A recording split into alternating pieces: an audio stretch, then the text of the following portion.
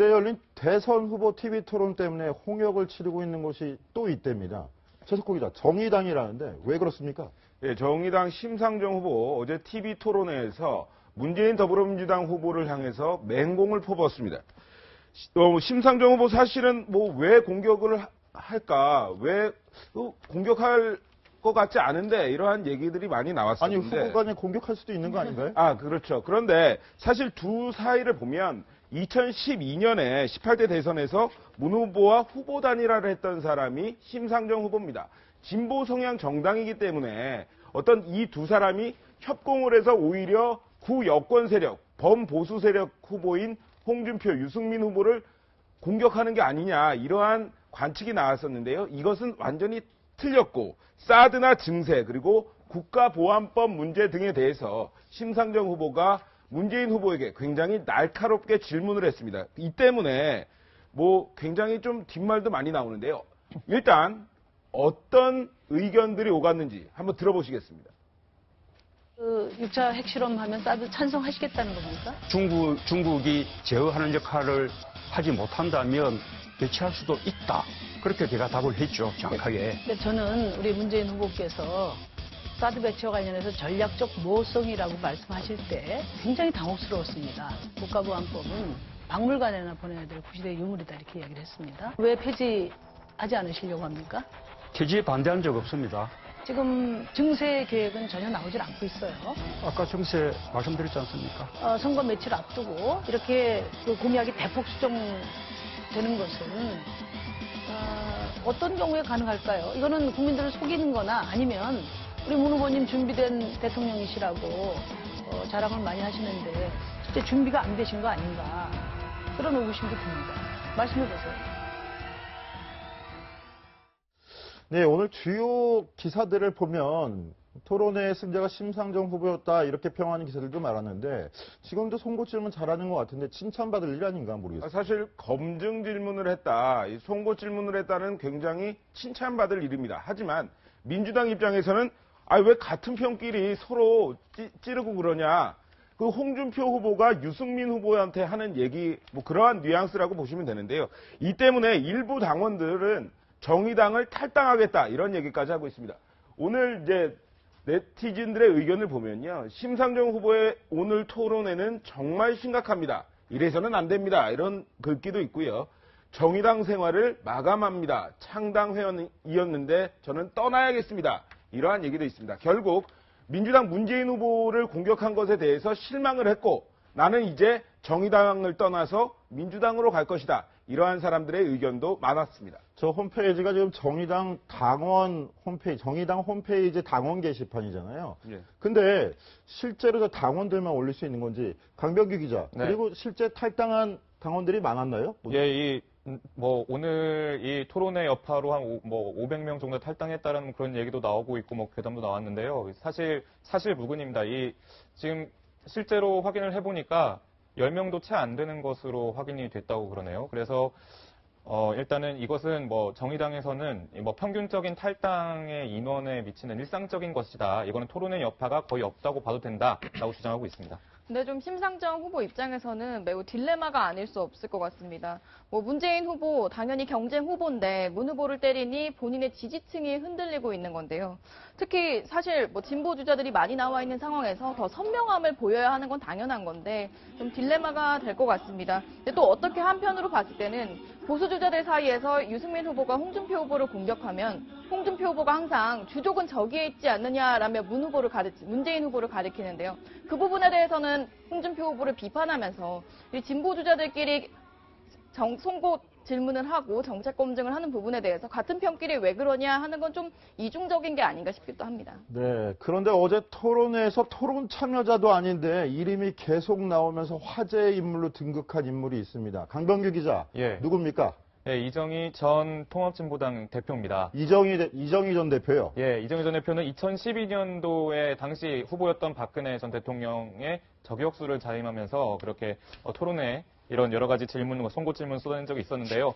어제 보니까요, 그 자유한국당 홍준표 후보의 그 당원권을 가지고 그 유승민 후보가, 바른정당 유승민 후보가 질문 공세를 퍼붓자 홍준표 후보가 이렇게 핀잔을 줬기 때문에 또 이런 이름이 나오게 된 겁니다.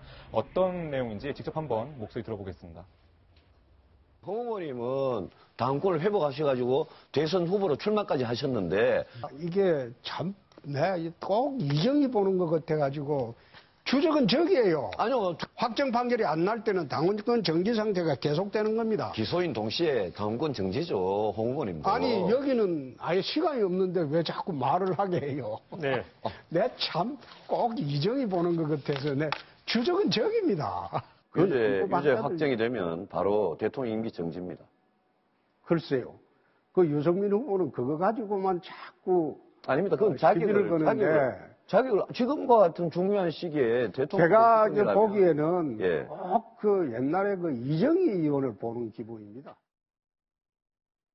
자, 이현수 기자. 네. 저 두 사람의 말다툼 속에 최대 수혜자는 이정희 전 대표라는 말까지 나오는데 이 전 대표 정계복귀 가능성까지 얘기가 나오나요? 뭐 이렇게까지 강제 소환이 될 정도면 정계복귀 가능성도 있지 않을까 싶은데요. 사실상 이정희 전 통합진보당 대표를 계속 언급하는 건 홍준표 자유한국당 후보밖에 없습니다. 홍준표 후보가 뭐 그리워서일까요? 자꾸 언급을 하는데요. 뭐 이정희 통합진보당 대표가 계속 활동을 하지 않다가 최근에 책을 냈습니다. 뭐 이정희 다시 시작하는 대화라는 책을 내면서 그리고 최근에 SNS 상에서도 근황을 전했는데요. 뭘 하고 지내느냐는 질문을 가끔 받는다라면서 민주주의를 위해 굴하지 않고 애쓴 분들에게 죄송하고 면목이 없다 이런 메시지를 남겼고요.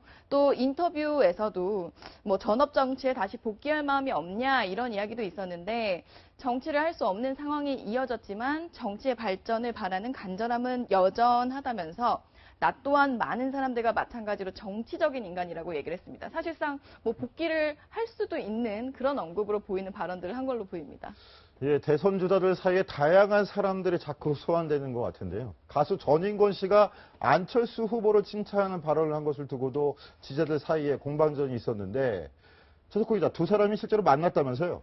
네, 그렇습니다. 어제 저희가 전해드렸는데 전인권 씨가 안철수 후보를 스티브 잡스에 비유하면서 우회적으로 이제 지지 선언을 한 것을 두고 문재인 후보 지지자들에서는 뭐 적폐 세력이다 이렇게까지 이야기를 했는데 어제 전격적으로 두 사람이 오찬 회동을 가졌습니다.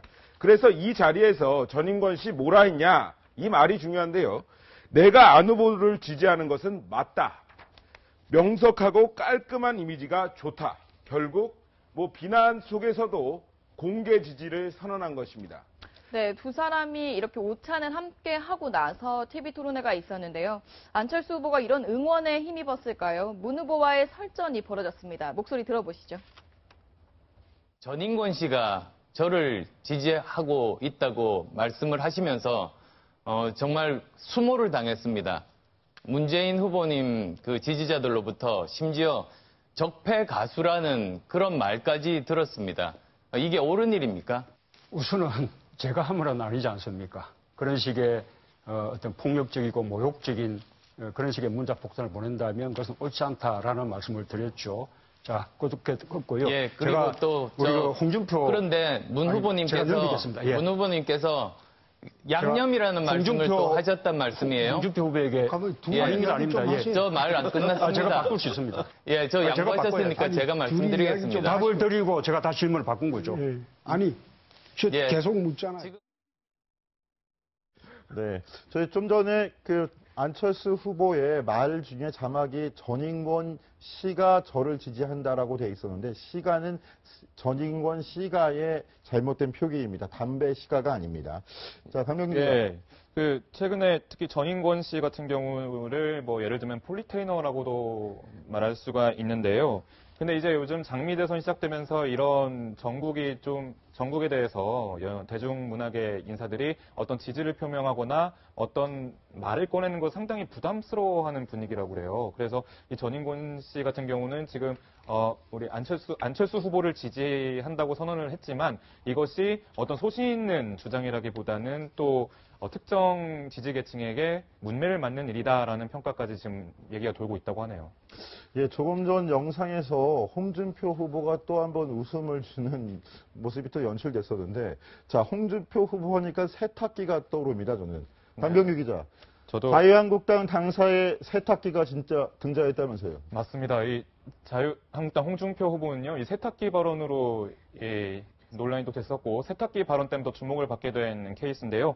실제로 보시는 것처럼 지금 여의도 당사에 지금 세탁기가 나타났습니다. 저희 보시면 빨간 망토를 두른 그 홍준표 후보가 지금 사진이 걸려 있죠. 세탁기 확 돌려버리자라는 그런 문구가 있는데, 이것을 이제 이 세탁기에 대한 논란을 오히려 탄력을 받아서 이것을 유세 현장에도 사용한다고 하네요. 홍 후보의 뭐 토론 센스일까, 혹은 일단 뭐 웃기고 보자는 전략일까, 보면 웃음은 나지 않습니까? 그 자유한국당 이걸 또 놓치지 않고 홍 후보에게 이제 홍보 수단으로 이용을 했는데요. 지난번 세탁기 발언을 한번 들어보시면 더 재미있을 겁니다. 제가 영상을 한번 준비했습니다. 모래시계 검사 홍준표 국가대개혁. 대한민국은 세탁기에 한번 넣고 차갑 돌리고 1년만 돌리고 정권을 시작하겠습니다. 대한민국 세탁기에 넣고 돌리겠다 그러시는데 많은 국민들이 우리 홍 후보님도 세탁기에 들어갔어야 한다고 생각한다고. 세탁기 들어갔다 나왔습니다. 아직 완전히 못 빠져. 아니요, 완전히 나왔습니다. 그 세탁기 갔다 오셨다고 하는데 그 세탁기가 고장난 세탁기 아닙니까 혹시? 세탁기가 삼성 세탁기입니다. 네, 대선까지 19일 남았습니다. 앞으로 저런 공방이 더 활기차게 이루어질 텐데요. 20대에서 19, 10대로 내려왔는데 홍보전에 박차를 가하고 있는 대선 주자들입니다. 그런데 오늘부터는 대선 선거 벽보가 부착됐습니다. 이현수 기자, 네. 역대 최대 길이라고요. 네, 정말 선관위가 어려움을 토로할 정도로 너무나 긴 역대 최대 길이 10.4m라고 합니다. 지금 화면에 보이는데요. 저 벽보를 다 지나가는 데만 해도 한참 걸릴 것 같습니다. 지나가는 것도 지나가는 거지만 저렇게 긴 벽보를 붙일 벽을 섭외하는 것도 그렇죠. 벅찬 일일 거고요. 그 벽도 찾아야 되고 붙이는데도 상당히 애를 먹었다고 하는데요. 뭐 저희가 소개해드렸듯이 투표 용지도 28.5cm라고 전해드린 바가 있는데 이번에 벽보 길이도 역대 최대 길이였습니다. 네, 저 역대 최대 길이의 벽보를 장식하고 있는 대선 주자들. 앞으로 19일 남은 대선까지 진짜 1분 1초를 아끼면서 뛸 텐데요. 최 기자, 네. 최 기자가 1분 1초를 아껴서 뛰는 대선 주자들의 건강 비법도 취재했다고요? 예, 홍데스크. 네. 근데 한 2시간 동안 진짜 이렇게 꼿꼿하게 서 있을 수 있으십니까? 저는 진행할 때 서 있었습니다. 근데 이게 뭐냐면 정말 대선 주자들 강철 체력으로 유명합니다. 하기 때문에 이 사람들이 어떤 것을 먹고 있나 이런 것도 좀 궁금해 하실 텐데요. 그래서 준비를 해봤습니다. 문재인 후보 같은 경우에는 목캔디를 주로 먹는다고 합니다. 보시면 이제 목캔디가 나오는데요. 안철수 후보, 뭐 암스트롱 목이다 요즘에 그렇게 얘기가 나오는데 뭐 편안한 옷을 입고 다니면서 요즘에는 또 용각산을 먹는다고 합니다. 목에 좋아지라고요. 그리고 홍준표 후보 굉장히 애연가로 유명했는데요. 대선 출마를 선언하면서 금연을 하고 금연껌과 함께 공진단을 먹고 있다고 합니다. 근데 사실 서민 이미지를 강조하는 홍준표 후보 공진단 상당히 비쌉니다. 네.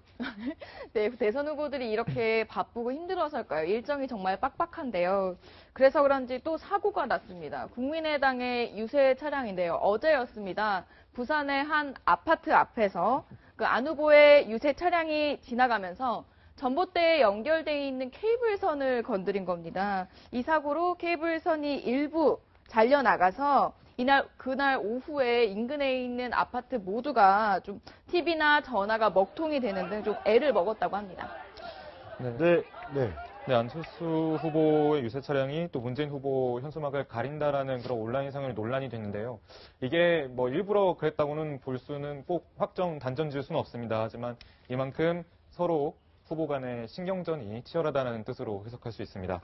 네, 이런 신경전을 감독하는 기관이 바로 중앙선거관리위원회인데요. 중앙선거관리위원회가 발칵 뒤집혔다고 합니다. 바로 다큐멘터리 영화 한 편 때문이라는데 이현수 기자 어떤 네. 내용입니까? 네, 지금 선거가 19일 앞에 남아있죠. 이 선거를 19일 앞두고 선거 개표 과정에서 지난 대선 개표 과정에 문제가 있었다라는 영화 예고편이 공개됐습니다. 지금 화면에 나오고 있는데요. 더 플랜이라는 영화입니다.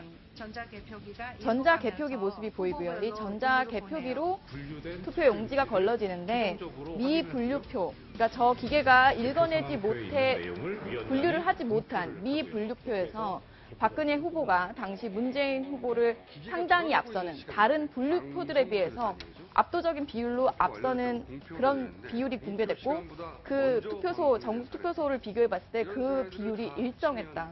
이건 시스템적으로 뭔가 문제가 있는 것 아니냐라며 제기를 한 영상입니다. 네, 마침 또 대선을 앞두고서 이런 의혹을 제기하는 영화가 개봉한다고 그래서 말들이 많은데, 자, 음모론이 확산되는 계기가 또 되는 거 아닙니까? 뭐 일각에선 또 선관위 측에서는 이 부분이 좀 우려스러움을 표하고 있습니다. 실제로 음모론이 아니냐라는 부분인데요. 선관위가 실제로 그래서 입장을 내놨습니다. 목소리 한번 들어보시겠습니다. 지난 제18대 대선에 관련된 개표 부정 의혹을 제기함으로써 깊은 유감과 우려를 표명합니다. 지난 18대 대선 결과를 보면은 노년층의 미분류율이 높아서 방송 3사의 출구조사 결과도 결국 50대 이상의 연령층에서 박근혜 후보자의 지지율이 높게 나왔거든요. 미분류라는 거는 기표가 정확히 되지 않은 그 미분류로 처리를 한 다음에 그 중에 무효표와 유효로 구분하는 표를 직접 검증을 하면은 그런 의혹들이 해소가 될 거라고 저는 보고 있고요.